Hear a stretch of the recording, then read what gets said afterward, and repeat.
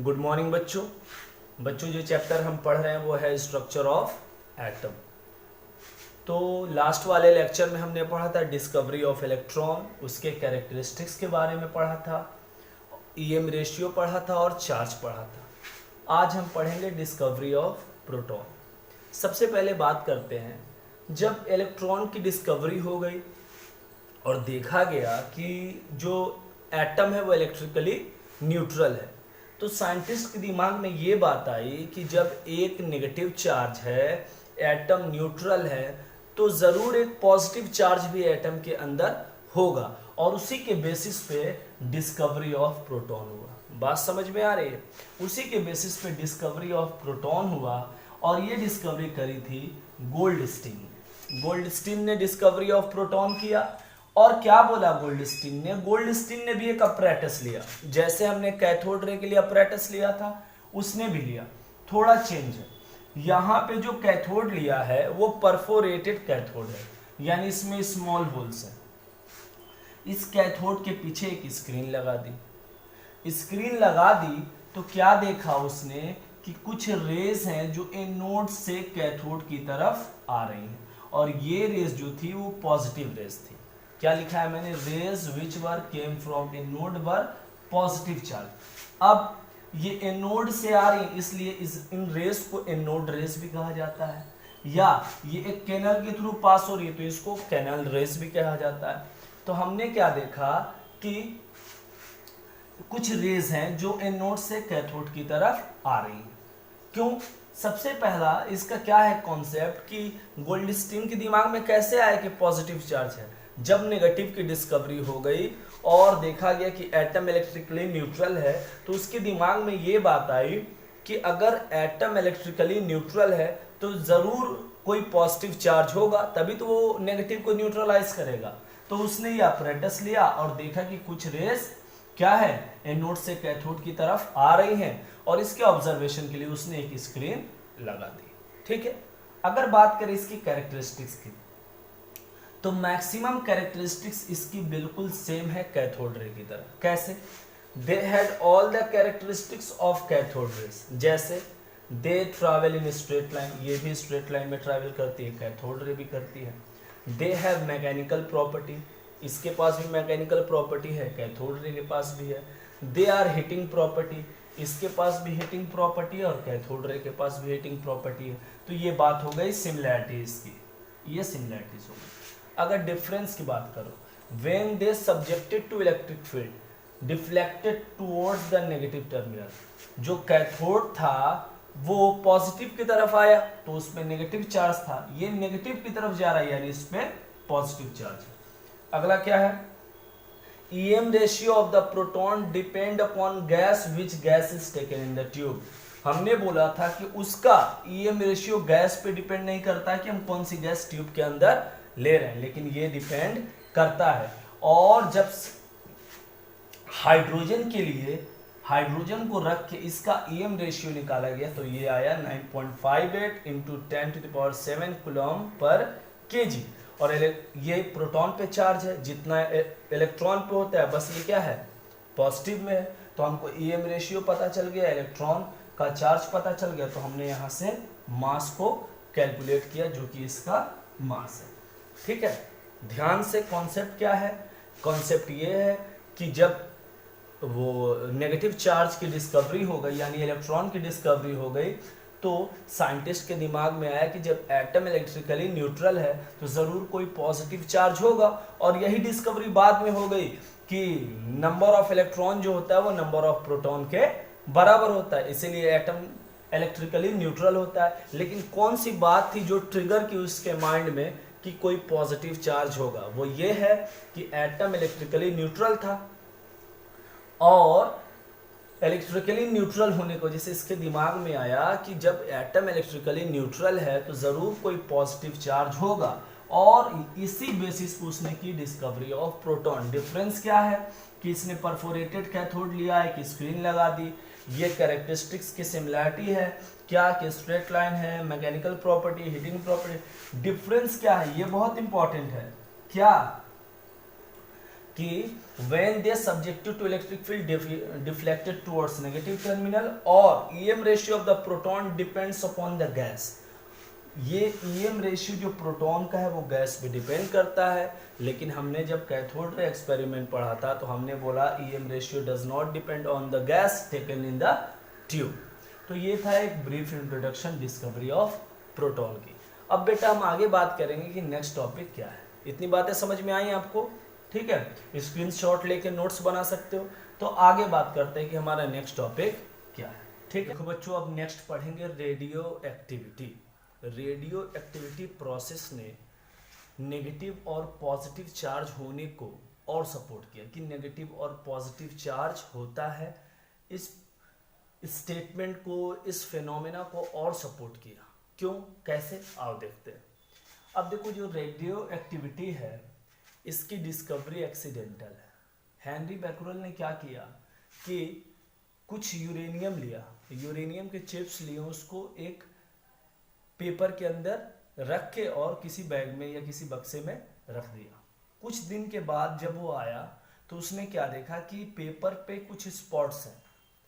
तो उसने देखा, उसने ये सोचा कि ना ही यहाँ सनलाइट आ रही है, कुछ तो हो नहीं रहा है, तो कैसे स्पॉट्स आ गए। तो उसके दिमाग में आया रेडियो एक्टिविटी या रेडियो एक्टिव सब्सटेंस के बारे में। रेडियो एक्टिव सब्सटेंस वो सब्सटेंस होते हैं जिसमें सेल्फ इमिशन होता है, अपने आप वो क्या करते हैं, रेस को इमिट करते हैं। तो इसके लिए इन्होंने एक एक्सपेरिमेंट करा। इस एक्सपेरिमेंट में क्या किया कि एक लेड का ब्लॉक लिया। क्या किया, लेड का ब्लॉक लिया, लेड का एक टुकड़ा लिया, इसमें एक रेडियो एक्टिव सब्सटेंस लिया या कह सकते हो रेडियो एक्टिव सोर्स लिया। यहाँ पे एक लेड की शीट लगा दी, लेड की शीट में एक छोटा सा होल किया। ये होल इसलिए किया ताकि हम एक स्ट्रीम और एक बीम की स्टडी कर सके। यहाँ पे इलेक्ट्रिक फील्ड लगा दी, नेगेटिव और पॉजिटिव, और यहाँ पे एक स्क्रीन लगा दिया। फिर से सुनो, एक लेड का ब्लॉक लिया, एक रेडियो एक्टिव सोर्स लिया, यहाँ एक लेड की शीट लगा दी, एक छोटा होल किया ताकि एक स्ट्रीम और एक बीम की स्टडी कर सके। यहाँ पे इलेक्ट्रिक फील्ड लगा दिया, ये नेगेटिव टर्मिनल है, ये पॉजिटिव टर्मिनल है, और यहाँ पे एक स्क्रीन लगा दी। अब हुआ क्या, हुआ ये कि जो रेज यहाँ से सीधे निकल गई, अब देखो इससे हर तरह की रेज निकलेंगी, लेकिन हमको एक रेज की स्टडी करनी है। तो जो रेज यहाँ से सीधे निकल रही थी, तो जब तक इलेक्ट्रिक फील्ड नहीं आया इसमें कोई डेविएशन नहीं था। यहां तक इस रेज में कोई डेविएशन नहीं था क्योंकि कोई फील्ड नहीं, ना ही इलेक्ट्रिक है ना ही मैग्नेटिक है, कोई फील्ड नहीं है। लेकिन जैसे ही ये इलेक्ट्रिक फील्ड के एरिया में पहुंची ये रेज, इनमें डिफ्लेक्शन देखा गया। एक डिफ्लेक्शन ऊपर की तरफ, एक नीचे की तरफ, एक में कोई डिफ्लेक्शन नहीं हुआ। तो इन्होंने बोला कि जो रेज नेगेटिव की तरफ जा रही है उस पर पॉजिटिव चार्ज है और उसको उन्होंने नाम दिया अल्फा रेज। जो रेज पॉजिटिव की तरफ जा रही है और उस पर नेगेटिव चार्ज, उसको बोला बीटा रेज। और जिस रेज में कोई डेविएशन नहीं हो रहा उसको बोला गामा रेज। अब हमको ये पता चला कि रेडियो एक्टिव सब्सटेंस से तीन तरह की रेज निकलती है। उसका नाम क्या है, अल्फा, बीटा और गामा।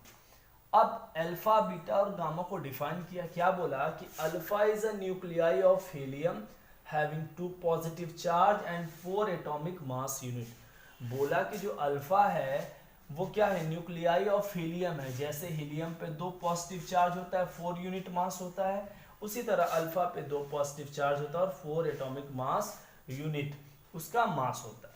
ठीक, गामा न्यूट्रल था, बाद में लेटर ऑन जब डिस्कवरी हुई न्यूट्रॉन की तो पता चला। उसके बाद जो बीटा रेस है वो स्ट्रीम ऑफ इलेक्ट्रॉन, क्योंकि ये भी नेगेटिव होता है और हमारा इलेक्ट्रॉन भी नेगेटिव होता है। तो इस रेडियो एक्टिविटी प्रोसेस को अगर समझना चाहे, इसके कॉन्सेप्ट को दिमाग में लाना चाहे, तो हम बोल सकते हैं कि ये एक ऐसा सब्सटेंस है जिससे रेज निकलती हैं, अल्फा, बीटा और gamma. Alpha positive, beta negative और गामा न्यूट्रल। अब इससे भी ये पता चलता है कि किसी भी एटम के अंदर नेगेटिव और पॉजिटिव और न्यूट्रल, ये भी फिनोमेना सपोर्ट करता है कि जो एटम होता है उस पे पॉजिटिव और नेगेटिव चार्ज और न्यूट्रल, ये सारे चार्जेस होते हैं।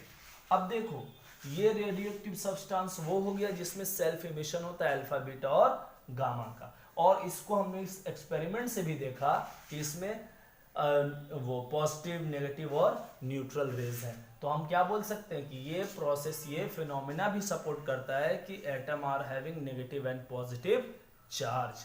ठीक है, चलो अब आगे देखते हैं कि बहुत सारे लोगों ने इसके बेसिस पे, या कह सकते हैं कि अपने व्यू के अकॉर्डिंग अलग अलग मॉडल्स दिए हैं, एटॉमिक मॉडल्स दिए। वो मॉडल्स क्या हैं उसको समझते हैं। ठीक है, इतना नोट कर लो, स्क्रीनशॉट लेना चाहते हो तो स्क्रीनशॉट ले लो। देखते हैं वो मॉडल्स क्या है। हाँ तो देखो बच्चों, जो पहला मॉडल था वो है थॉमसन मॉडल। थॉमसन ने बोला कि atom is a sphere, atom एक स्फीयर है where positive charge are disperse. कह रहा है एटम एक स्फीयर की तरह होता है जिसमें पॉजिटिव चार्ज डिस्पर्स होता है और negative charge are embedded in it. जैसे बोल रहा है कि एटम एक स्फीयर है जहां पे पॉजिटिव चार्ज फैला हुआ होता है और नेगेटिव चार्ज कहीं कहीं पे होता है, ठीक, धसा हुआ होता है, ये भी कह सकते हो।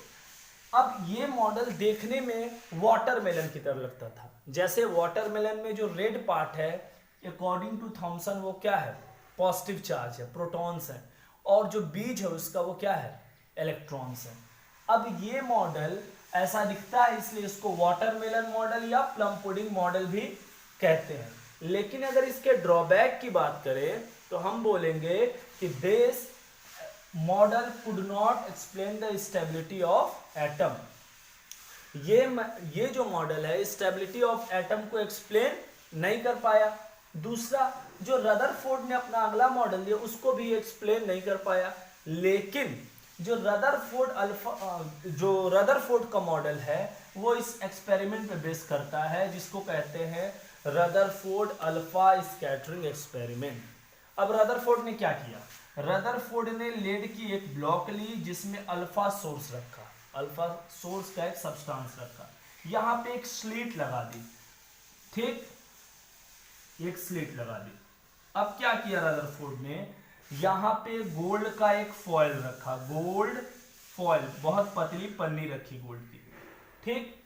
जब यहां से रेज निकली तो रदरफोर्ड ने देखा कि most of the rays are going undeflected, या कह सकते हो कि सीधे निकल जाती है।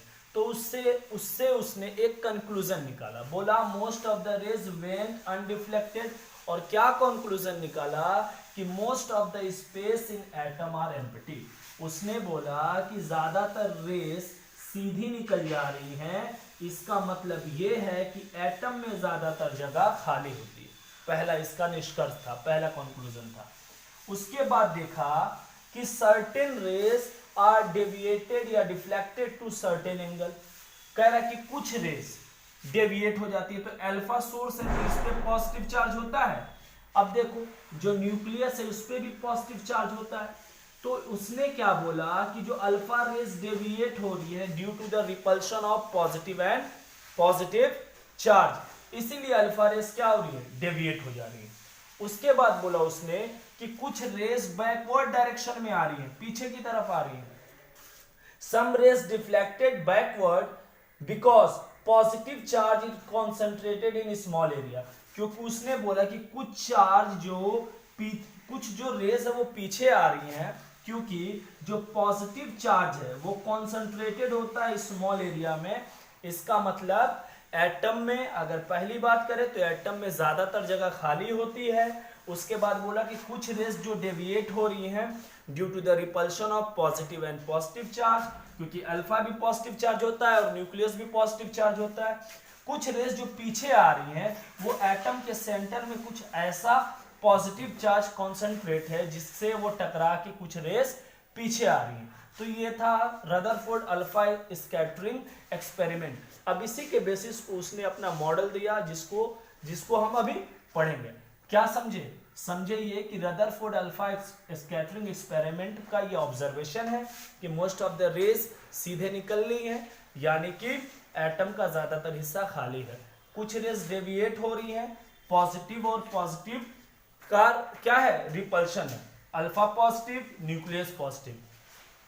सम रेज डिफ्लेक्टेड बैकवर्ड, कुछ रेज पीछे आ रही हैं, क्योंकि बोलता है रदरफोर्ड कि एटम के बीच में या एटम के अंदर एक एरिया होता है जहां पॉजिटिव चार्ज का कॉन्सेंट्रेशन ज्यादा होता है, वही लिखा है मैंने, positive charge concentrated in small area, जिससे वो रेस टकरा के वापस आ रही है। तो ये था बेटा थॉमसन मॉडल और रदरफोर्ड अल्फा स्कैटरिंग मॉडल। अब हम बात करेंगे कि what are the postulates of Rutherford atomic model. ये आपको समझ में आ गया? चलो तो देखते हैं what are the postulates of Rutherford atomic model. ठीक है, इसको ध्यान से देखो, स्क्रीनशॉट ले लो, ये आपके नोट्स में काम आएगा। बहुत इजी लैंग्वेज में मैंने लिखा है ताकि समझने में भी आपको आसानी हो। ठीक है, तो देखते हैं what are the postulates of Rutherford atomic model. ठीक है, देखो अगर बात करें पोस्टुलेट्स ऑफ रदरफोर्ड मॉडल्स की, तो पहला क्या है? The entire mass and positive charge is concentrated in the centre. और उसको क्या बाद में बोला गया? न्यूक्लियस। इसने बोला कि जो एटम का एंटायर मास होता है वो कहाँ कॉन्सेंट्रेटेड होता है? सेंटर में, उसको न्यूक्लियस बाद में बोला गया। उसके बाद क्या है? The positive charge is due to the proton. हमको भी पता है कि जो एटम में 3 स्पीसीज होते हैं सब atomic particles, electron, proton and neutron. Positive charge किसके वजह से होता है? तो प्रोटॉन्स के वजह से होता है। उसके बाद mass of the nucleus is due to the proton and neutral particles. इन्होंने बोला कि जो न्यूक्लियस का मास होता है वो किसकी वजह से? प्रोटॉन की वजह से होता है और न्यूट्रल पार्टिकल्स की वजह से होता है। इन न्यूट्रल पार्टिकल को बाद में जाके न्यूट्रॉन नाम दिया गया। ठीक, कि mass of the nucleus is due to the proton and the neutral particles. इन न्यूट्रल पार्टिकल्स को बाद में न्यूट्रॉन नाम दिया गया। अगला क्या है? Nucleus is surrounded by negatively charge particle. Nucleus negatively charge particle से घिरा होता है। इस नेगेटिवली चार्ज पार्टिकल को इलेक्ट्रॉन बोला गया। ठीक है, बहुत आसान है। अगला क्या है? इलेक्ट्रॉन है planetary motion. Electron planetary motion करता है। कहने का मतलब क्या है? जैसे सन के चारों तरफ प्लैनेट्स चक्कर लगाते हैं, उसी तरह जो इलेक्ट्रॉन है न्यूक्लियस के चारों तरफ चक्कर लगाता है, इसीलिए हम बोलते हैं कि इलेक्ट्रॉन्स है प्लेनेटरी मोशन। अगला क्या है? Electron and nucleus are attracted to each other by electrostatic force of attraction. हम जानते हैं कि इलेक्ट्रॉन हमारा क्या है? नेगेटिव चार्ज, और न्यूक्लियस पे पॉजिटिव चार्ज होता है, तो इनके बीच अट्रैक्शन होता है। उस अट्रैक्शन को बोलते हैं इलेक्ट्रोस्टैटिक फोर्स ऑफ अट्रैक्शन। अगला क्या है? Most of the space inside the atom is empty. जैसे कि अभी हमने देखा alpha Rutherford alpha scattering model में कि एटम का ज़्यादातर हिस्सा क्या है? खाली है। इसको आप यहाँ से भी समझ सकते हो कि the entire mass and positive charge is concentrated in the centre, या अगर पूरा एंटायर मास क्या है? सेंटर में कॉन्सेंट्रेट है, तो ऑब्वियस है कि ज्यादातर हिस्सा उसका क्या होगा? खाली होगा उसकी। ठीक, तो अगर इसकी बात करें Rutherford postulates of Rutherford model, तो हम क्या देखते हैं कि इसने कुछ बेसिक पॉइंट्स दिए किसके बारे में? एटम्स के बारे में, उसके मॉडल्स के बारे में, कि एंटायर मास सेंटर में कॉन्सेंट्रेट होता है, पॉजिटिव चार्ज प्रोटॉन की वजह से होता है, मास ऑफ द न्यूक्लियस जो होता है वो प्रोटॉन और न्यूट्रल पार्टिकल की वजह से होता है। इन न्यूट्रल पार्टिकल को बाद में न्यूट्रॉन बोला गया कि जो न्यूक्लियस होता है वह सराउंडेड होता है नेगेटिव चार्ज पार्टिकल्स के, इसको इलेक्ट्रॉन बोला गया। ठीक, इलेक्ट्रॉन जो है वो प्लेनेटरी मोशन करता है। इलेक्ट्रॉन और न्यूक्लियस के बीच जो फोर्स ऑफ अट्रैक्शन होता है उसको इलेक्ट्रोस्टैटिक फोर्स ऑफ अट्रैक्शन कहते हैं। मास और most of the space inside the atom is empty, जैसा कि अभी हमने देखा रदरफोर्ड अल्फा स्कैटरिंग मॉडल में। ठीक, तो ये था पोस्टुलेट्स ऑफ रदरफोर्ड मॉडल्स। आज के लिए इतना ही करते हैं। अगर आपको वीडियो समझ आए तो ज़रूर लाइक करिए और सब्सक्राइब करिए। ठीक, ये आज के लिए इतना ही करते हैं। ठीक है, थैंक यू सो मच।